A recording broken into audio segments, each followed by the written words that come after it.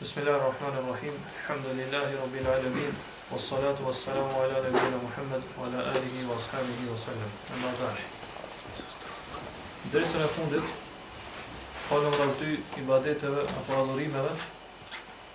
Dhe i sjellëm argumentet që tregojnë se ato janë adhurime me të cilat do të njësohet Allahu subhanahu wa taala. Ato ishin al-isti'adatu, kërkimi i strehes apo i mbrojtjes te Allahu, edhe el-istighathatu, kërkimi i ndihmës në rastet e vështirësisë, në rastet kur ato gjendeve në një ngushti apo në një vështirësi ashtu. Pastaj autori vazhdon dhe sjell edhe dy adhurimet e fundit, sepse kemi thënë që adhurimet nuk kufizohen me këto që i ka përmendur autori i librit. Mirë, po i ka sjell vetëm si shembull. Edhe në radhë është adhurimi i therrjes të qurbanit apo therrjes të kafshëve.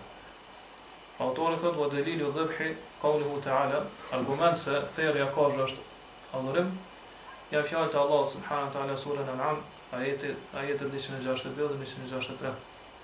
Po Allah thotë kul inna salati wa nusuki wa mahyaya wa mamati lillahi rabbil alamin. Thuaj vërtet namazi im, qurbani im, pra nusuk, qurbani im, jeta ime dhe vdekja ime janë për Allahun, Zotin e botëve. La sharika lah, i cili nuk ka tak, s'ka shoh, s'ka të barabartë. Spari fjala dhabh që u përdor këtu si adhurim, në gjuhën arabe i përfshin dy llojet e therrjes. Tëra njët vetëm një lloj e therrjes. Ai është me prej. Pa me prej fytyn apo me prej gabzherën edhe këto dy venat kryesore që e furnizojnë trumin. Do të kështu prejet kafshat tëra. Kurse në vendet arabe, për shembull kafshë të mëdha që është devja ose ndoshta edhe lopa është një lloj tjetër i therrjes. Ajo quhet nahr. Nahr është kur e godet kafshën me thik, në këtë pjesën këtu në fund fytit që është. E godet me thik edhe lviz thikën, deri dhe gjaku edhe ajo, do thonë ngordh, cof. Kjo është një metodë e prerjes. Kjo arabisht quhet nahr. Është metodë e veçantë e therrjes që përdoret për deve, po mundet më përdoret edhe për lop. Metoda e dytë është ajo që njihet ne, e që quhet dhabh. Te autori kur e përmend çfarë argumenti që dhabh është adhurim që do t'i kushtohet Allahut, i përfshin këto dyja. Po e dyta është ajo që e përdoren ne për shembull kur i therrëm vat. Kur i therrëm vat ose dhit ose delet ose ndoshta edhe lopt, po që prehet fyti i saj. Prehet me thik fyti i saj. Dyja këto lloje të therrjes, sikur dhabhi, sikur nahri, pra therrja e kafshëve janë adhurim që do t'i kushtohen vetëm Allahut subhanahu wa taala. Pra qëllimi i kësaj na është që me derdh gjakun. Edhe derdhja e gjakut, po kur të therrët kafsha edhe derdhja e gjakut i saj, po në veten e saj nuk mundet me ndodh ndryshe veç se zemra e tina që e therr këtë kafshë, se e derdh gjakun e saj është e ndërlidhur. Po është e lidhur fort me to edhe e bën, do thotë e therr ato për me madhru dikon. E therr ato që me madhru dikon tjetër. Prandaj nëse dikush e therr kafshën, e derdh gjakun e saj por Allahu subhanahu wa taala, atë zemra e tina e ka për qëllim që me atë kurban ose me atë therrje të kafshës me madhru Allahu subhanahu wa taala. Pra piksoj me kuptojnë që edhe pse therrja e kurbanit është një vepër e jashtme, një vepër e dukshme, pra që është lvizja e dorës apo thikës apo edhe shqiptimi i disa fjalëve, po më thon bismillah Allahu akbar kështu më radh, pra janë nga pamja jashtme është vepër e jashtme që kryhet me gjymtyr. Mirë pa është e ndërlidhur ngushtë edhe me zemrën. Po është e ndërlidhur ngushtë edhe me zemrën. Pra nga ky aspekt themi që therrja e qurbanit është edhe adhurimi i zemrës. Është adhurimi i brendshëm, adhurimi i zemrës. Prandaj ai i cili therr për dikon tjetër përveç Allahut subhanahu wa taala, ai ka bërë shirk të madh. Ka bërë shirk të jashtëm, dukshëm, e që është shirk i madh, i cili do thotë kushdo që kët adhurim ja kushton dikujt tjetër përveç Allahut subhanahu wa taala, atë patjetër që zemra e tina është lidhur me atë personin për hir të cilit po therr. Ose pavarësisht kush është ai. Kështu që ai ka bërë shirk të madh dhe ka dalë prej fesë Allahut subhanahu wa taala. Pa nga dy aspektet ai ka bërë shirk. Edhe nga aspekti jashtëm se ka thirrur për dikon tjetër veç Allahut, po edhe nga aspekti i brendshëm që zemra e tina u lidh dhe ka madhru atë personin për hir të cilit po thirr kurban. Për hir të cilit po e pren këtë kafsh. Pra si argumentojna me këtë ajet që e ka sjellë autori që kurbani apo thirrja kafshës është adhurim, që duhet i kushtohet vetëm Allahut subhanahu wa taala.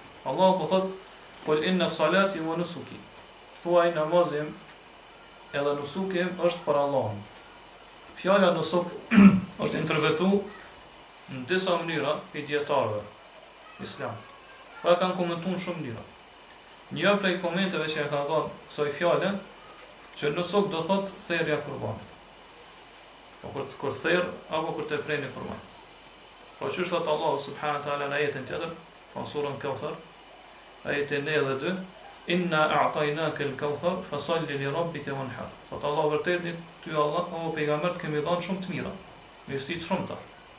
E prej tyre është edhe Kauthar.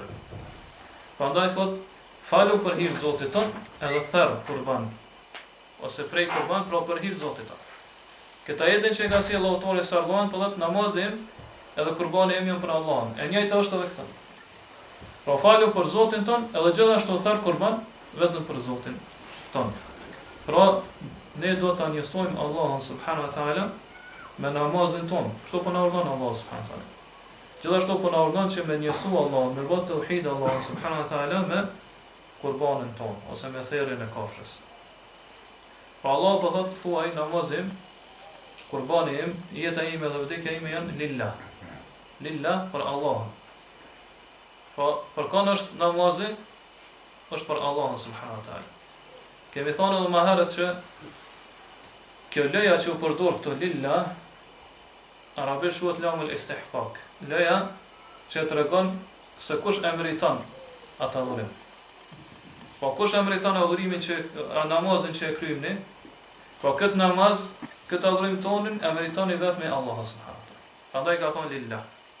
Kjo është mënyra që argumentojmë këtë. Prandaj Allahu po thotë edhe namazin e meriton vetëm Allahu, po gjithashtu edhe kurbanin, thirrjen e kurbanit, thirrjen e kafshës, po këtë adhurim tonin kush është që e meriton i vetëm është Allahu subhanahu wa taala. Askush tjetër përveç tij. Mirë, po gjithashtu këtu thotë wa mahyaya wa mamati lillah. Edhe jeta ime edhe vdekja ime janë për Allahun. Mirë, po kjo lë këtu ka tjetër kuptim. Pa qëllimi është që jeta ime dhe vdekja ime janë pronë e Allahut. Po janë në dorën e Allahut subhanahu wa taala. Allah është ai i cili do thonë pronën e tina ose si sundimi i tina janë jeta edhe vdekja jon. Jeta edhe vdekja jon. Na më herët e kemi përmend që loja në arabisht kur vjen kjo lillah i ka dy kuptime. Pra para thamë është lamul istihqaq, loja që tregon se kush e meriton atë gjë. Edhe dyta është lamul mulk. Loja që tregon se kush e posedon ato. Pronë e kujt është. Pra jetën tonë, vdekjen tonë, kush e posedon? Dorën e kujt është? Dorën e Allahut. Pra Allah subhanahu wa taala është ai i cili posedon jetën edhe vdekjen tonë. Pra Allah subhanahu wa taala i ka përmend këtu katër gjëra rresht. Do thuaj namazim, kurbanim, jeta ime dhe vdekja ime në fund e ka sjell lëm. Janë për Allahun. Mirë, po dy të para dallojnë për dy të fundit. Pra dy të parat janë për Allahun, pra si njësimi Allah subhanahu wa taala, me cilën e adhurojmë Allahun edhe veçojmë. Namazi edhe kurbani janë për Allahun, pra si adhurim ndaj Allahut subhanahu wa taala. Kurse dy të fundit janë për Allahun, pra si posedim, që Allah e posedon jetën edhe vdekjen tonë. Allah e posedon jetën edhe vdekjen tonë. Kurse namazin edhe adhurimin tonë e meriton Allahu subhanahu wa taala si adhurim që duhet më avë Allahu subhanahu wa taala. Pra këtu i kena dy lloje të tauhidit që i bojnë ose dy lloje të njësimit për Allahun. Pra të parën e kem tauhidul uluhiyya. Pra tauhidin e adhurimit, që njësojnë Allahu subhanahu wa taala me adhurimin tonë. Me namazin edhe me kurbanin tonë edhe njësojnë Allahu subhanahu wa taala si adhurim. Pa namazi im edhe kurbani im janë vetëm për Allah subhanahu wa taala, pra që Allah i meriton ato. Edhe na njësojnë Allahun me këto dy adhurime. Pra njësojnë Allah subhanahu wa taala me tauhidin e ilahis. Kurse dy të fundit tregojnë tauhid rububiyya, që jeta jonë dhe vdekja jonë është posedimin e Allahut subhanahu wa taala. Pra Zoti, Allah është Zoti i tyre, i jetës dhe vdekjes sonë. Allah e posedon ata. Allah është edhe që e ka në dorë e kështu me radhë. Prandaj edhe Allah subhanahu wa taala më herë pasojnë vëllët lillahi rabbil alamin la sharika lahu. Për Allahun Zotin e botëve, pe sjell prap tauhid rububiyya. Jo për Allahun Zotin e botëve, pastaj vëllët la sharika lahu, i cili nuk ka ortak. S'ka të barabart, e kjo është tauhid uluhiyya. Kjo është tauhid uluhiyya. Pra, pastaj Allah subhanahu wa taala në fund të ajeteve po sjell që këto gjëra janë shenja që tregojnë për islamin e dikujt. Pra, shenja shumë të mëdha, shenja shumë madhështore që tregojnë për islamin e dikujt. Po thot lillahi rabbil alamin la sharika lah wa bidhalika umirtu wa ana awwalul muslimin. Thot Allahu i thot pejgamberit sallallahu alaihi wasallam, thuaj dhe me këtë jam urdhëruar. Po që namazi, kurbani, tjetë vetëm për Allah subhanahu wa taala. Po këto janë shenja që tregojnë për islamin e dikujt. Po me këtë jam urdhëruar dhe jam musliman i parë. Pra nëse don me kon musliman atë namazin dhe kurbanin ton kushtoj vetëm Allah subhanahu wa taala. E këto vëllai me këtë jam urdhëruar. Pra Allah ka urdhëruar që namazin edhe kurbanat ose therrën e kafshëve ja kushtu vetëm Allah subhanahu wa taala. Po kjo është edhe mënyra se si argumentojmë me këtë ajet që kurbani është, pra namazi dhe kurbani janë udhërime që duhet i kushtojnë vetëm Allah subhanahu wa taala. Kurse neve po na intereson për kurbanin, për therrjen e kurbanit. Po përderisa Allah subhanahu wa taala ka urdhëruar këto, atë kjo është ibadet, është adhurim. Edhe kjo hyn në definicionin apo për kufizimin e ibadetit që e kanë dhënë usuliun, dietarët e usulul fikut, bazave të fikut, që kemi marrë në fillim dersave. Ose hyn në definicionin që e ka dhënë Sheikhul Islam Ibn Taymija. Përderisa Allah ka urdhëruar që namazi edhe kurbani të jenë vetëm për Allahun, atë kjo tregon se Allahu e don edhe është i kënaqur me këtë gjë. Kurse ibadeti kemi thonë është emër për mbles, i cili përfshin çdo gjë me cilën Allah është i kënaqur edhe don, pavarësisht është fjalë apo vepër e jashtme apo e brendshme. Por therrja e kurbanit ashtu që është vepër e jashtme, e dukshme, e që është derdhja e gjakut. Pra këtë gjak, kush e ka bërë që me rrjedh në venat edhe në muskujt e kafshës. Kush është ai i cili do thotë e ka shpërndarë dhe ka bërë me rrjedh këtë gjak në damartë edhe venat e kafshës. Ai është Allahu subhanahu wa taala. Pra ky gjak është shenjë e jetës, kur ai rrjedh nëpër venat edhe në damartë e kafshës. Po nëse derët ky gjak atëherë ajo ngordh, ajo cofë. Kështu që nuk lejohet me derdh këtë gjak përveç se për ata i cili e ka kriju këtë gjak. Edhe i cili e ka bërë me rrjedh këtë gjak në venat edhe damartë e kafshës. Po përmes cilës ka ardhur jeta e asaj kafshë. Prandaj këtë gjak duhet me derdh vetëm për Allahun subhanahu wa taala. Për këtë arsye dietarët kanë thënë robi kur të therr kafshën e tina, atëherë gjatë therrjes saj në zemrën e tina bashkohen shumë adhurime. Shumë gjëra me cilat ai e adhuron Allahun subhanahu wa taala dhe tregon në shtrushmërinë edhe të çenor e trobi Allah subhanahu wa taala. Momentet kur njeriu është duke thirr kafshën, atë në zemrën e tina tu bëhen edhe bashkohen shumë prej adhurimeve. Prej adhurimeve me të cilat njeriu është shpreh çenor e trobi Allah subhanahu wa taala. E para është për ulja ndaj Allah subhanahu wa taala. Po duke thirr kafshën tet e shfaqat për uljen në shtrim ndaj Allah subhanahu wa taala. E dyta është madhërimi dhe respektimi i Allah subhanahu wa taala. E madhron Allah subhanahu wa taala përmes therrjes së kafshës. E treta është shpresa. Po shpreson që Allah subhanahu wa taala gjatë therrjes së kafshës me ta pranu këtë dhe me të shpërblyj. Këto janë adhurime që do thonë ndodhin edhe shfaqen në zemrën e besimtarit. E treta është kërkimi i bereqetit. Për arsye se ti këtë kafshë po e therr për hir të Allahut subhanahu wa taala. Po gjitha këto edhe tjera që shfaqen gjatë therrjes të kafshës shfaqen në zemrën e besimtarit. E këto janë adhurime të zemrës. Prandaj po kuptojmë se therrja e kurbanit edhe pse është një vepër e jashtme, e dukshme, që thamë më herët, lëvizja dorës apo lëvizja e thikës, apo do thotë disa vepra tjera që ndodhin gjymtyrët e njeriu, po gjatë therrjes, gjatë gjendjes kur e therr kafshën, po që është lëvizja e gjuhës, po kur thotë bismillah Allahu akbar e kështu me radhë. Gjithashtu gjatë kryerjes së këtij adhurimi në zemrën e besimtarit pra ekzistojnë apo shfaqen edhe disa adhurime, do thotë që ndodhen vetëm në zemrën e tina. Ndodhen vetëm në zemrën e tina. Nga një herë njeriu kur të therr kafshën, kush është ndjen zemrën e tina. Për shembull, i ka ardhur dikush musafir, edhe për më nderuar ata do të më therrni kafshë. Ose e therr një dele, ose një dash, ose një dhije kështu më radh. Do të më therr ato. Mirë, po mas miri është që besimtarët edhe në këtë rast, po kur të kryjnë këtë kur do të respektu musafirin, edhe në këtë rast me bë bashkë mes adhurimit të jashtëm dhe adhurimit të brendshëm, pa adhurimit të zemrës. Pra, në momentin kur është duke e therr këtë kafshë për të respektu musafirin, atëherë me shpresu shpërblimin e therrjes. Po çështjet e zakonshme që janë, që është për shembull me kprit musafirin ose kur do me bë darsë me kështu më radh. Atëherë edhe në këtë rast therrja me kon për hir të Allahut subhanahu wa taala. Pra me kon për hir të Allahut edhe nga aspekti i jashtëm, pra nuk guzon që atë kafshë me therr për dikon tjetër përveç Allahut subhanahu wa taala, edhe nga aspekti i jashtëm. Edhe nuk guzon me prej në emër diku tjetër përveç Allahut subhanahu wa taala. Po edhe pse e bën në zemrën tonë ndoshta nuk dihen kurrë. Mirë, po nga aspekti i jashtëm do të më bëj vetëm për Allahun. Pra me bën në emër të Allahut, me thon bismillah Allahu akbar, edhe me bë për Allahun subhanahu wa taala. Nuk guzon me bë për dikon tjetër përveç Allahut.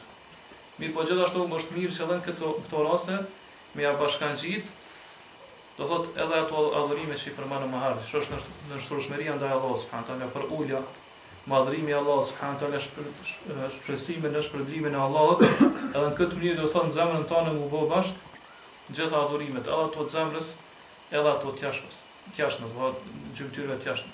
Po momenti kur je duke e therr kafshën. Për këtë arsye, për kësaj kuptojna që vërtet therrja e kafshës ose therrja e qurbanit është për adhurimeve shumë të mëdha, me cilat do të madhrohet Allahu subhanahu wa taala. E shumë njerëz tregojnë pa kujdesshëm. Po në momentin kur është duke e therr kafshën, po shumicën e rasteve e kryen këtë adhurim vetëm me pjesën e jashtme të tij. Po lviz dorën, lviz thikën, thot bismillah Allahu akbar kështu me radh. Mirë, po në zemrën e tij nuk ndjen kurrë. Prandaj ajo që do t'i kushtoj kujdes kërkuesi dijes, po muslimani se kërkon dijen edhe kërkon do të mëshirën edhe kërkon kënaqësinë e Allahut subhanahu wa taala është që më mësu këto gjëra. Nëse nuk i ka ditë më herët, atëherë më mësu ato, pra që gjatë therrjes kafshës me ditë se si do të më kanë gjendja e tina. Po mos më kanë vetëm në kryer adhurimet me pjesë të jashtme të trupit, me pjesë me gjymtyrë të jashtme. Mirë, po kur je duke e therr kafshën përveç se do thotë i bën ato veprat e jashtme, lëvizjen e dorës, thikës apo do thotë me thon diçka me gjuhë ashtu më radh, ti do të jesh muwahhid, me njësu Allah subhanahu wa taala në mënyrën më të plotë. Pra që edhe në zemrën tonë me ndje, do thotë se çka je duke bërë.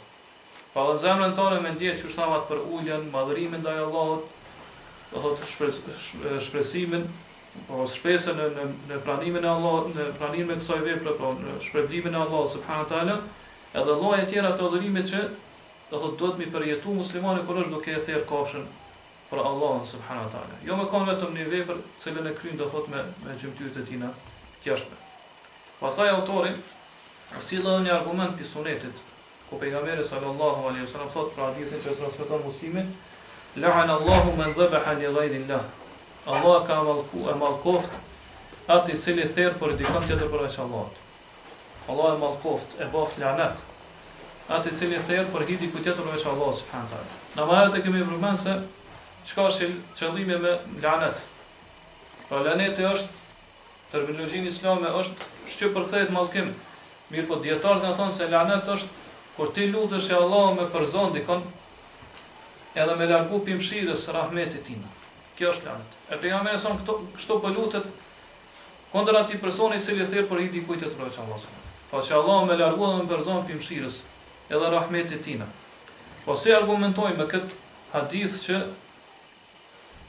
therrja e kafshës për dikon tjetër përveç Allahut subhanahu wa taala është shirk, apo që do të jetë vetëm për Allahun subhanahu wa taala. Po do ta njësojmë Allahun subhanahu wa taala me këtë adhurim. Po pejgamberi sallallahu alaihi wasallam këto po lutet kundër atina i cili e therr kafshën e tij për hir dikujt tjetër përveç Allahut. Po tregon se ai është mel'un, pra është i mallkuar. Kjo është doa e pejgamberit sallallahu alaihi wasallam. Pra ai që therr për dikon tjetër përveç Allahut subhanahu wa taala. E kjo tregon se përderisa kjo vepër është për personi bati mallkuar, pra e mallkon Allah, e bën lanet nëse bën këtë vepër, Për kësaj po kuptojnë që kjo është pikë gjinohave të mëdha, pikë mëkateve të mëdha. Por derisa është pikë mëkateve të mëdha, atëherë po kuptojnë që Allahu urren këtë gjë. Pra Allahu por derisa e ka mallkuar dhe ka bërë lanet atë personi i cili therr për hir diku tjetër veç Allahut, atëherë kjo po na tregon se Allahu e urren shumë këtë gjë.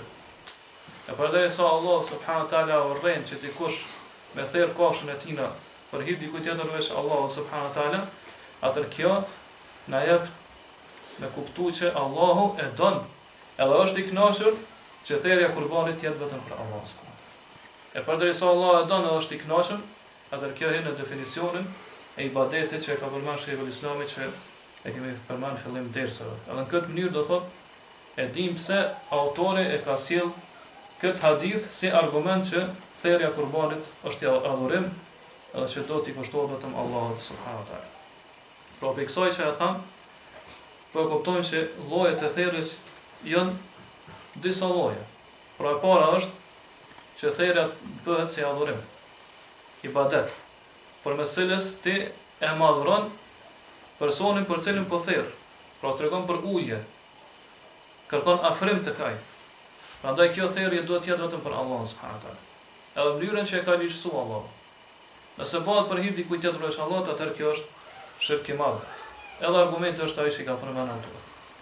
E dyta është me therr kafshën për me respektu musafirin, apo kur njeriu do të më bëj darsëm, ma u martuar po do më bëj darsëm, apo gjëra ngjashme, për çështje edhe gjërave të kësaj jete, kësaj dunjaje. E kjo nganjëherë është obligative, e nganjëherë është e pëlqyeshme. Ose te disa dietarë është obligative, te disa dietarë është e pëlqyeshme. Pejgamberi sallallahu alaihi wasallam ka thënë hadithin që transmeton Buhariu dhe Muslimi, "Men kana yu'minu billahi wal yawmil akhir, falyukrim dhayfahu." Ai i cili beson Allahun edhe ditën e fundit, ditën e gjykimit, atëherë të respektojë musafirin. Pra kjo obligim respektu musafirin. Kështu që nëse ke mundësi me therr kafshë për me respektu ato, atëherë do të me therr kafshë. Gjithashtu pejgamberi sallallahu alaihi wasallam i ka thënë Abdulrahman ibn Aufit kur është martu, po çush është hadithin që transmeton Buhariu dhe Muslimi gjithashtu, "Awlim walau bi shahm." Bo darsëm nëse therr vetëm një dele. Prandaj disa dietarë këtë hadith e kanë marrë si bazë si argument që me therr dele për ndarësëm është obligativ. Kurse disa tjerë ka thonë është vetëm e pëlqyeshme. Lloji i tretë është që me therr kafshën që po don me hangër mish i saj. Thjesht do të therr kafshën që po don më kënaq me hangër për mishit të saj. Apo ndoshta me bërë tregti, me bërë tijaret. E therr kafshën edhe shet mishin e saj. Kjo është atë llojin e dispozitave që quhen mubah, të lejuar. Por as nuk je obliguar do thotë me bë për Allahun, as do thotë nuk është e ndaluar mu kënaq me saj. Mirë po çështë tha më herët, edhe në këtë rast është mirë me bë vetëm për Allahun. Me pjesën e jashtme, gjymtyta jashtme gjithsesi, mirë po edhe me zemrën tonë, si adhurim. Po me bë për Allahun subhanahu wa taala mënyrë që me arrish shpërblimin e Allahut subhanahu wa taala. Çka thotë Allahu për këtë lloj kazhe, për surën Yasin ajete 70-72 thotë awalam yaru anna khalaqna lahum mimma amilat aydina an'aman fahum laha malikun. A nuk e shohin ata se prej gjërave që na i kemi kriju për ta janë kafshët, që ata i posedojnë. Wa dhallalnaha lahum faminha rakubuhum wa minha yakulun. Ata ato ja u kemi nështruar atyre njerëzve. Kjo është mirësive të Allahut, që i ka bërë kafshët në shërbimin tonë, me kanë nështruar. Prandaj thot pi tyne ka njerëz që i shalojnë, e pi tyne ka që e hajnë mishën e tyne. Po këto janë gjëra të lejuara. Nganjëherë është e kërkuar që njeriu do thot me therr edhe me hangër prej sajna, sidomos kur është rrezik. Për shembull jeta e tij ose jeta e familjes sina kështu më radh do të me prej gjithësysh. Nganjëherë është e ndaluar. Varet se në çfarë rrugë dhe me çfarë mjeti përdoret, do të therrja këtyre kafshëve. Kjo është sa i përket do thotë këtij adhurimit të Allahut subhanahu wa taala. Edhe i fundit që e sjell autori si shembull për që adhurimet do të jenë vetëm për Allahun subhanahu wa taala është zotimi. Ose arabisht quhet nadhr. Dhe çka thotë? Wa dalilu an-nadhri qawluhu ta'ala yufuna bin-nadhri wa yakhafuna yawman kana sharruhu mustatira. Pra ajeti 7 i surës Insan. Kur i lavdron Allah subhanahu wa taala besimtarët thotë janë ata që i përmbushin zotimet e tyre, edhe kanë frikë ditën e keqja, sherri I cilës përfshin çdo gjë. Po ditën e Kiametit është fjalë. I friksohen.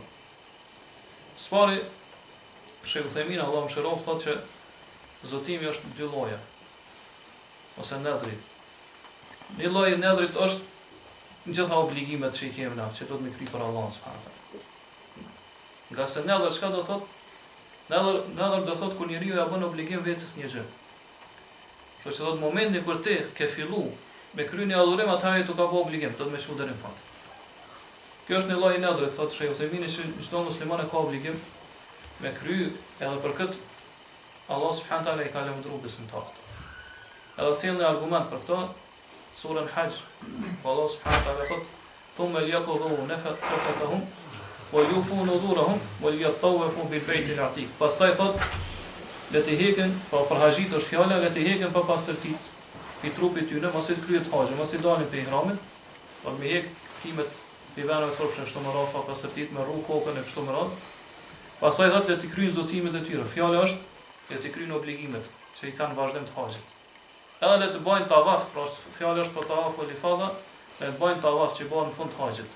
Le të bëjnë tavaf, le të rrotullojnë rreth shtëpisë së vjetër, pra për çavën e ka fjalë. Këtë argument Sheh Uthaymin e sjell se këtë ajet e sjell si argument që te nedri hin gjitha obligimet që I kemi obligim me kry për Allah subhanahu wa taala. Momentin kur ti fillon me kry ato, atëherë kjo obligim me shku deri në fund, nuk gëzon me ndërprer. Mirë, po ajo që për cilën e ka për qëllim autori është lloji I dytë I nedrit. Ajo është kur njeriu ja bën obligim vetes një gjë që në sens nuk e ka obligim. Në sens se ka obligim, po ja bën obligim vetes një adhurim. E nganjëherë ky zotim është I pakufizuar, është I përgjithshëm. E nganjëherë është I kufizuar apo I kushtzuar. Po njeriu ja bën obligim vetes një gjë në mënyrë që Allah subhanahu wa taala më ia zaventson me diçka të mirë, më ia kompenzon me diçka që ky ka për qëllim. Sa I përket zotimit pa kufizuar, kjo është një gjë që e don Allah subhanahu wa taala. Është një gjë që me cilën Allah subhanahu wa taala është I kënaqur. Kurse sa I përket zotimit kufizuar, atëherë kjo është mekruh. Është gjë pa pëlqyeshme, madje disa dietarë thonë është haram. Prandaj shumë prej dietarëve ka avë problem kjo gjë. Po çysh ka mundësi që zotimi me kanë adhurim për derisa që nga I papëlqyeshëm. Po na thamë herë një gjë për llogarit se ibadet si adhurim do të me Allah subhanahu wa taala me dashur atë gjë, me kanë I kënaqur. Kurse këto be kuptojnë që ose dietarët kanë thënë që adhurimi, zotimi që ka një gjë që Allah nuk e pëlqen, është mekruh. Qysh do thotë qysh sqarohet kjo gjë? Kjo është më rëndësishme, mi kushton rëndësi të madhe kësaj shtjellimit që kena më ia bën vim. Për arsye se do të këtë shtjellim nuk e gjani në për shumë prej librave që flasin rreth këtyre meselave. Po pejgamberi sallallahu alajhi wasallam ka ndaluar prej zotimit, edhe ka thonë innahu la yati bi khair. Nuk sjell kur fal khairi zotimi. Wa inna ma yustakhraju bihi min al-bakhil. Mirpo përmes zotimit I nxirret kopracit pasuria e tij. Për shembull, njeriu thotë unë, nëse Allah subhanahu wa taala më shëron për filan smundjes, kam dhënë çka sadaka. Kam dhënë 50 euro, ose 100 euro, ose 500 euro, kam dhënë sadaka. Po pejgamberi sa thotë nuk sjell kur varhajri ky zotim. Mirë, po çka ai që është koprac, përmes tij ai s'ka çfarë, ja ka bë obligim vetes, do të me nxirret pasuria e tij. Ose thotë, nëse Allah subhanahu wa taala më marton me filan gruan, un kam dhënë sadaka. Ose nëse Allah për shembull më ndihmon me kalu filan provimin, un kam u fal ta natën namaz. Kjo është ai lloji I nedrit, I zotimit që do thotë është I papëlqyeshëm. Edhe shumë dietarë pasaj ka sill problem kjo. Qysh ka mundësi që nedri, zotimi me kanë ibadet, kurse pejgamberi sallallahu alajhi wasallam nuk e ka pëlqyer këtë gjë. Madje edhe ka ndaluar prej saj. Atë si ka mundësi një gjë me kanë e papëlqyeshme te Allahu, kurse në njëjtën kohë me kanë adhurim. Mirë, po kjo problem që ka ardhur ose që ka sjellë ta dietar është I papranueshëm. Për arsye se çysh tha më herët, zotimi ndon dy lloje, zotim I pakurzum, I pakufizuar. Po njeriu nuk e bën atë zotim që Allah më ia dhon pastaj një të mirë. Mirë, po çka thjesht thot unë zotona ose për hir të Allahut, sot kam I fal 10 rekate të gjata të natës. Edhe nuk lyp prej kësaj në kupenzim këtë dunjë. Thjesht ja bën obligim vetes këto. Nëse ti zotosh këtë mënyrë dhe thonë kam i fal për Allahun, atëherë ki obligim dhe ki gjithçysh do të mbrana natës më shku dhe mi fal këto rekat. Ose edhe nëse thu për hir Allahut kam i dhënë sadaka, për shembull 100 euro. Tu ka bë obligim, do të gjithçysh më shun vend kët me përmbush këtë zotim që e ke bërë për Allahun subhanallahu. Pra kjo është qëllimi i zotimit, po kur themi zotimi i pakushzuar ose i pakufizuar. Po kur njeriu këto nuk e bën në mënyrë që Allahu më ia kompenzu pastaj me një të mirë. E kjo në këtë rast bëhet adhurim që njeriu ka obligim me kry. E ka obligim me kry. Edhe do të më shon deri në fund, me përmbush zotimin e tij. Edhe kjo është zotimi i lavdruar. Po këto e pëlqen shariati, është i lavdruar. Dhe kjo hyn në ajetin që e përmendëm më herët. Edhe është adhurim që ki obligim me kry. Lloji i dytë thamë është zotimi i kushzuar apo i kufizum. E kjo ndodh vetëm atëherë kur njeriu lyp kompenzim. Për kësaj, lyp shpagim. Po çështë ta marr, thotë nëse Allah ma shëron filan antarin e familjes, unë kam i fal 2 rekate për hir Allahut, ose kam dhënë çikaç kam dhënë shumë caktuar sadaka. Ose nëse Allah subhanahu taala më ndihmon me kalu provimin, atëherë unë kam u fal për Allahun ose kam dhënë sadaka, kështu më radh, do të lloje tjera që njeriu akurzon vetes për me kryen obligim, për me kryen punë. Pra ja bën obligative vetes një lloj të adhurimit që në esencë nuk e ka pas adhurim. Mirë po kjo është e papëlqyeshme, për arsye se ky njeri akurzon vetes sa dhe mendon se kjo pastaj ndikon në kaderin e Allahut subhanahu.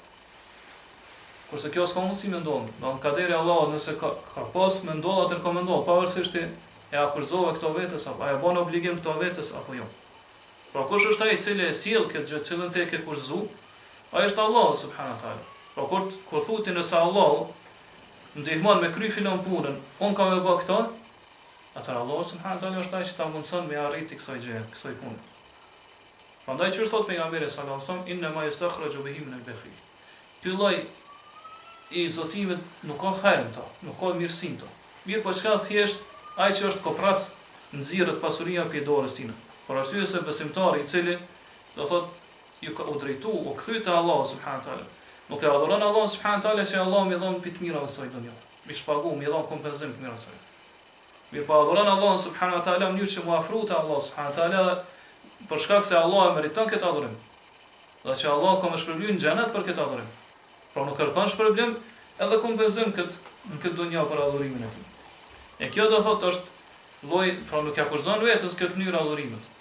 E kjo është lloji i dytë i zotimit i cili është i papëlqyeshëm. Po se ka pëlqyer, madje ka ndaluar prej saj pejgamberi sallallahu alajhi wasallam. Mirë po, zotimi ka dy anë të tij. Po është një anë është kur njeriu do thotë zotohet. Edhe ja bën obligim vetes një gjë. Pra ose në mënyrë pa kurzume, pa kufizume që tham, ose në mënyrë të kufizume. Kurzume. Kurse ana tjetër është përmbushja e këtij zotimi. Po në dy rastet, pavarësisht është o bë zotimi i kufizuar apo i pa kufizuar, njeriu e ka obligim me përmbush zotimin e tij. Njeriu e ka obligim me përmbush zotimin e tij. Prandaj pejgamberi sallallahu alajhi wasallam ka thënë: "Man nadhara an yuti' Allah falyuti'hi." Ai cili zotohet me u bind Allahut, por me kryen adhurim për Allahun, atëherë le ta kryejë këtë adhurim. Pa ka obligim, le ta kryejë këtë adhurim. Po kjo është pjesa e dytë, ose ana e dytë e adhurimit. Kurse thotë man nadhara an ya'si Allah fala ya'sihi. Kurse ai cili zotohet me bë mëkat Allahut, atëherë mos i bëj mëkat Allahut. Mos i bëj mëkat Allahut. Po piksoj po arrinëm përfundim se sa i përket zotimit këtu i kemi 4 gjëra. E para është zotimi i lavdruar. Po themi që është zotimi i lavdruar, nuk po themi që është i ligjësuar. Në mënyrë që njerëz mos më mendojnë që është obligim ose është e pëlqyeshme. Është mustahab. Po zotimi i pa kufizum, i pa kurzum, po themi që është i lavdruar. Mirë po nuk themi që është i ligjësuar. Në mënyrë që njerëz mos më mendojnë që është diçka obligative apo e pëlqyeshme. Mirë po thjesht është e lavdruar. Nëse njeriu po nuk është e papëlqyeshme, nuk është makruh në shariatin fen Allah subhanahu taala. Nëse njeriu i obligon vetes në mënyrë pa kufizuar, pa kurzuar në gjë, në adhurim, në namaz nafile ose në agjerim me kështu me radhë, atëherë ka obligim me krye ato. Edhe kjo është një gjë e lavdruar te Allah subhanahu taala. Lloji i dytë, pra, kjo çështja e parë sa i përket zotimit. E dyta është zotimi i papëlqyeshëm, që thamë deri tash, që është mekruh. Kjo është zotimi kur ndodh, kur njeriu e bën që m'ju kompenzu në këtë dunjë. Ju kompenzu në këtë dunjë. E treta është përmbushja e zotimit të parë, pra llojit të parë. Përmbushja e zotimit të parë, po kur ti zotohesh që ju bind Allahut, me adhuru Allahun subhanahu teala, është obligative. E katërta është përmbushja e zotimit të dytë. Edhe këtë rast thamë është ana e dytë e zotimit, ose pjesa tjetër e zotimit që ti ke obligim me çun vend. Edhe nëse je zotu për diçka, edhe pse ajo është mekruh, po çu është thamë, nëse zotohesh në mënyrë që Allah më ta kompenzu, pra kur zon zotimin tonë është mekruh, mirë po përmbushja e këtij zotimi është obligim. Përmbushja e këtij obligimi me çun vend këtë zotim është obligim. Prandaj Allah subhanahu teala i ka lavdëruar besimtarët për shkak se ata e kanë çun vend obligimin, por kur ja kanë bërë vetes janë zotu për diçka dhe ja kanë obliguar vetes në adhurim, atëra kanë përmbush ato. E Allah subhanahu teala pra i ka lavdëruar ata për përmbushjen e zotimit, e që është pjesa ana e dytë, pjesa tjetër e zotimit, e kjo në këtë rast është adhurim. Po përderisa u bë obligim, atëra kjo obligim me shumë vend. E kjo obligim me shumë vend për me përmbush zotimin, atëra kjo do të jetë vetëm për Allahun subhanahu teala. Prandaj kjo është qëllimi e fjalëve të Allahut kur i lavdëron besimtarët, thotë yufuna bin nadri. Janë ata të cilët e përmbushin zotimin e tyre. Pse? Për arsye se njeriu ja bën obligim vetes tina në adhurim. E përderisa ja bën obligim, atëherë përmbushja e këtij zotimi është obligim. Përmbushja e këtij zotimi është obligim. Kështu që kryerja e obligimit edhe zbatimi i obligimit që njeriu ka bërë vetes është për adhurimeve të cilat do të njësohet edhe bëhet tauhid Allahu subhanahu teala, do të bëhet vetëm për Allahun. Pse do thonë njeriu do të me çun vend këtë zotim? Për arsye se friksohet që nëse nuk e kryen këtë obligim, Allah ka më ndëshku.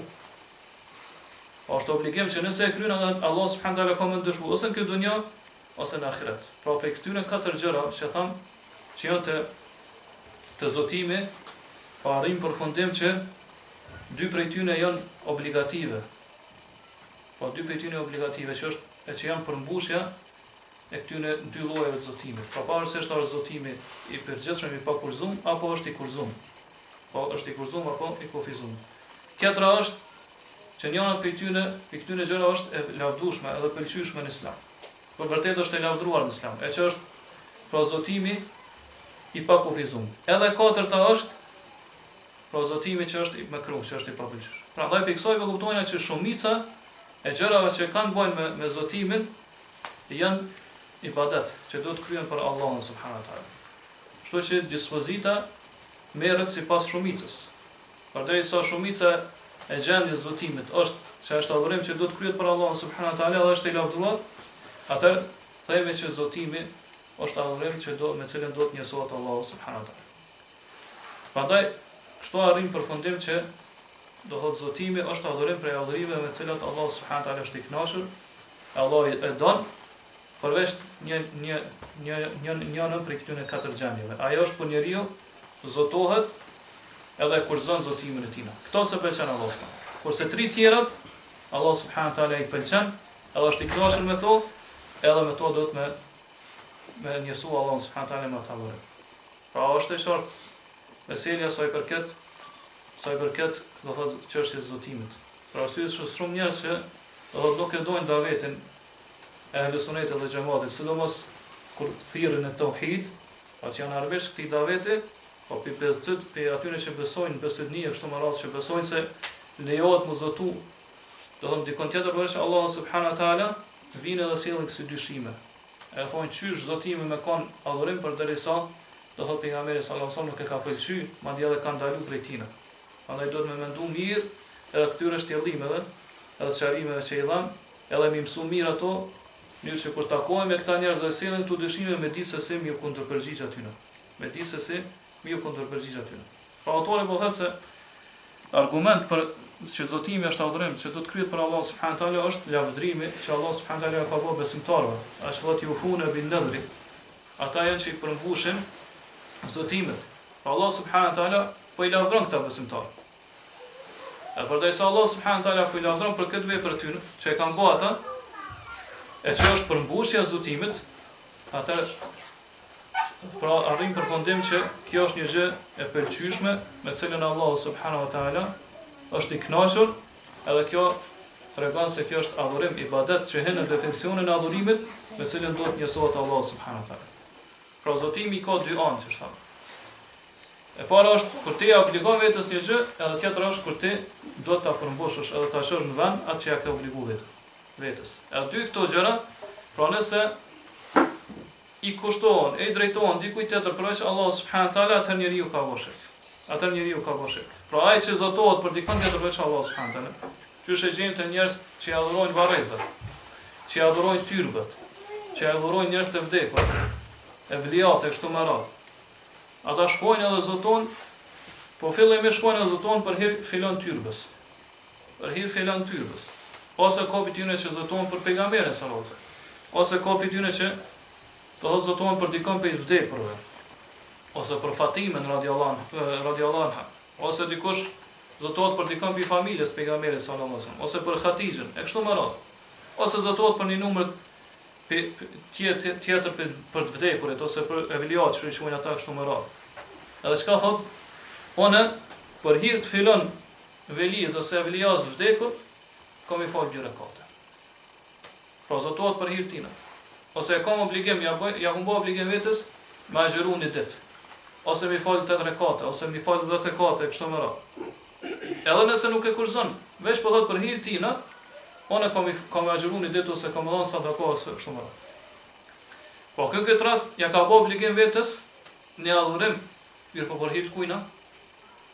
Për hir të dikujt tjetër përveç Allahu subhanahu wa taala. Në këtë rast pra ai ka bërë shirk. Edhe ka dalë prej fesë të Allahu subhanahu wa taala, ka bërë shirk më. Lloji i dytë është kur zotohet për Allahun, mirë po për mbushjen e zotimit e bën për hir të dikujt tjetër përveç Allahu subhanahu wa taala. Pra me anën tjetër të zotimit. Po kjo që e tha më lart është kur me pjesën e parë i bën shirk Allahu subhanahu wa taala. Kur zotohet për dikon tjetër përveç Allahut. Kjo është kur zotohet për Allahun, mirë po për mbushjen e zotimit e bën për hir të dikujt tjetër përveç Allahut subhanahu wa taala. Edhe kjo është shirk. Për shembull shkon dikush edhe thotë, nëse Allah subhanahu wa taala e shëron, më shëron mua ose e shëron filan pe familjave të mi, atëherë filan velijet, filan evlias ose filan vdekurit, one për hir tina zotona që kam e bë këto ose këto ose këto, ose kam i fal 2 rekate ose kam dhënë sadaka kështu më. Po këtë rast është zotimi i kurzum. I pari kë zotimi i pa kurzum.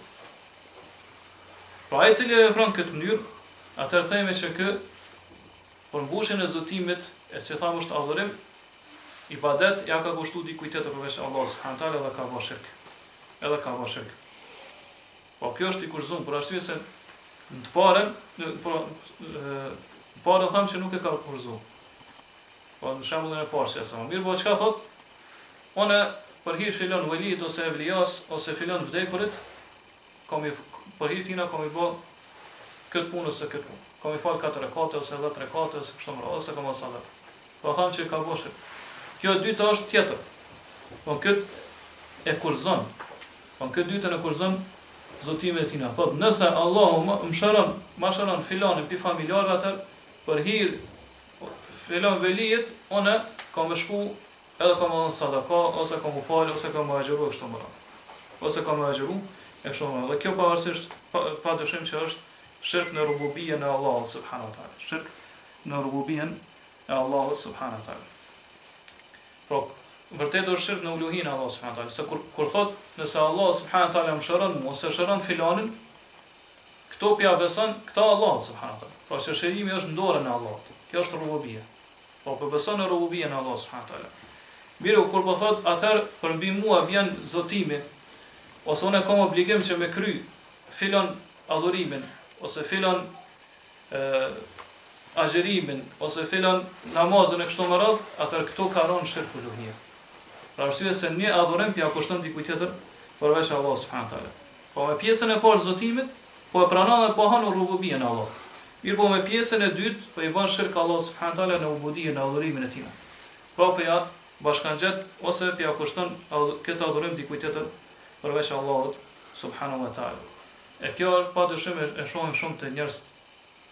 Do të thotë që njerëz zotohen për hir të vdekurve ose tyrbeve ose të vlijave ose xhenve ose melekëve e kështu me radhë këto është shirk. Këto është shirk. Për arsye se nëse kjo ndodh për hir dikujt tjetër veç Allah subhanahu wa taala, atëherë njeriu nëse dikush ndodh e thot unë jam zotu, që nëse Allahu ma shëron filanin, atëherë për hir të filanit, po në vdekur kështu me radhë se një gjinë ose një meleku ose kështu me radhë, ka me bë këto ose ato, ato i themi që ty nuk lejohet me përmbush zotimin e tij. Për arsye se nëse e përmbush atëherë ke bërë shirk. Edhe ke dal prej fesë, kurse pejgamberi sa më thot ai që për zotumin i bë me kat Allah, mos ta çaj në vend ose mos ta përmbush zotimin e tij, ose ta përmbush zotimin e tij. Pra, përfundimisht themi se Allahu subhanahu wa taala si argument ose mënyrën se si argumentojmë me ajetin që e ka sjellë autori, është se Allah subhanahu wa taala i ka lavdruar ata të cilët i përmbushin zotimet për hir të Allahut. I përmbushin zotimet. E përderisa Allah e ka lavdruar këtë vepër ty, atëherë kjo tregon se është adhurim. Po përmbushja e zotimit është adhurim, që do t'i kushtohet vetëm Allahut subhanahu wa taala. Mirë, po edhe zotimi do të jetë vetëm për Allahun subhanahu wa taala. Nëse bëhet për dikujt tjetër, atëherë është shirk që nxjerr njeriu prej fesë të Allahut subhanahu wa taala. Edhe këtu do thotë përfundojnë dersat tona që kanë bënë me parimin e parë. E që ishte do thotë parimi i parë është me njoft Allahun subhanahu wa taala me argumente. Pastaj vjen parimi i dytë. Ai që thotë el aslu thani ma'rifatu din al-islam bil adilla. Parimi i dytë është me njoft fen islame me argumente. Po i pari është me njoft Allahun subhanahu wa taala me argumente, e qëllimi është me njësu Allahun subhanahu wa taala me adhurime. E këto që kemi folë kanë qenë vetëm disa shembuj që autori i ka sjell pe adhurimeve që janë zemrës, ose pe adhurimeve që janë edhe zemrës edhe të jashtme. Po edhe që janë adhurime të cilat do të veprojnë edhe me gjymtyrë të jashtme, po edhe me zemrën. Po vetëm si shembull, kurse adhurime ka shumë. Edhe argumentet që i ka sjellë autori kemi folë se si argumentohet, si është mënyra argumentimit që tregojnë se ato janë adhurime ibadete, që do t'i kushtohen vetëm Allahut subhanahu wa taala. E pastaj ndërsa tashmë inshallah do të fillojmë me fol për këtë parimin e dytë, që ka obligim çdo musliman, edhe muslimane me ditë, e që është me njoft islamin, fen islame me argumente. Allahu a'lam, wa sallallahu ala nabina Muhammad wa ala alihi wa sahbihi.